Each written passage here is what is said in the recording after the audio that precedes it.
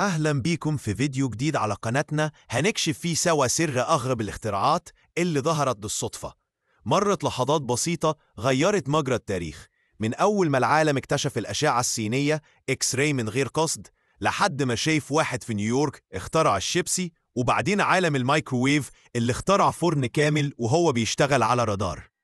حضر نفسك لأننا هنغوص في الحكايات ورا كل لحظة غير مقصودة، ونشوف إزاي الغلطات بتتحول لاختراعات بتخدم البشرية. استعدوا للدهشة والضحك والتعلم في 5 دقايق مليانة مفاجآت. عمرك شفت حاجة من جوه من غير ما تفتحها؟ مش سحر ولا خفة إيد، ده اختراع حصل بالصدفة وغير شكل الطب بالكامل. اللي حصل إن في سنة 1895 عالم ألماني اسمه فيليام رونتجن كان بيجرب شوية حاجات في المعمل عادي خالص.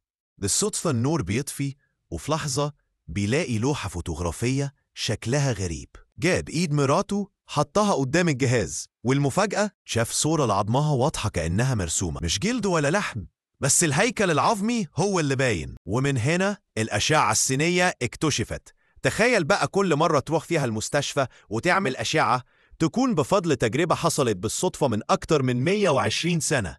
بس السؤال هنا، لو كان عندك جهاز يكشف اللي جوه الحاجات كنت هتشوف بيه إيه؟ اكتب إجابتك في الكومنتات، وخلينا نشوف مين عنده أقوى خيال علمي فيكم.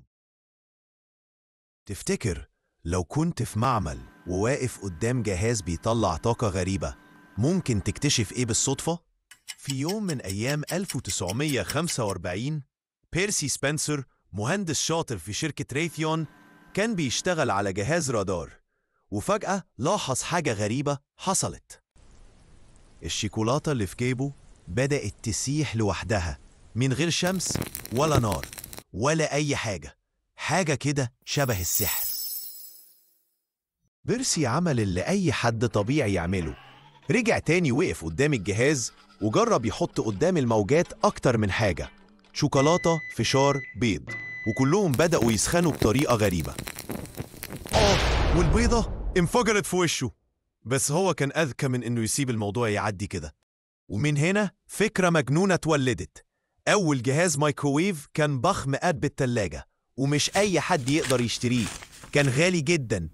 دلوقتي أي بيت، أي مكتب، أي كشك لازم تلاقي فيه مايكروويف. من اختراع بالصدفة لحاجة بنعتمد عليها كل يوم. تخيل لو كل اختراع في حياتنا بدأ بحادث زي ده، كان زماننا دلوقتي بنسخن القهوة في رمشة عين. قولولي بقى في الكومنتات لو ليكم تجربة غريبة حصلت معاكم بالصدفة، ويلا بينا نستكشف مع بعض اختراعات تانية ظهرت بالصدفة. تخيل معايا كده لو قلتلك إن الشيبسي اللي بنحبه كلنا ظهر بالصدفة وبسبب زبون كان رخم جدا. عايز تعرف القصة؟ استعد، لأنك هتسمع حكاية أغرب من الخيال. الحكاية إنه في يوم من الأيام سنة 1853 في مطعم صغير في أمريكا كان في شيف اسمه جورج كروم. جورج كان شاطر في شغله وبيعمل بطاطس محمرة زي الفل، لكن جاله زبون شكاي كل شوية ينده الجرسون ويقول: البطاطس دي تخينة قوي، قطعها أرفع.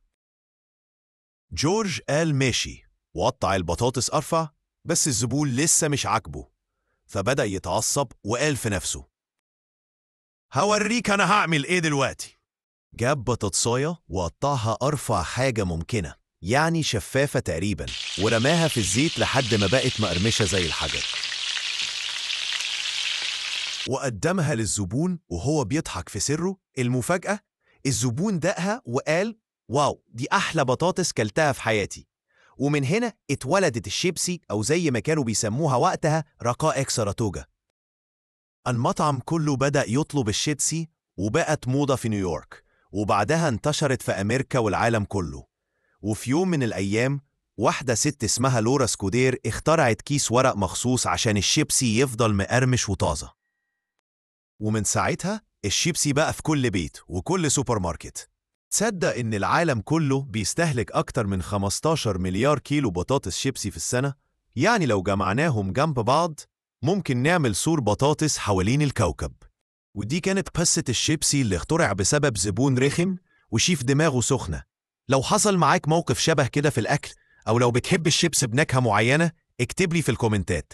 وما تنساش تعمل لايك وسبسكرايب عشان عندنا اختراعات تانية أغرب وأغرب. سلام.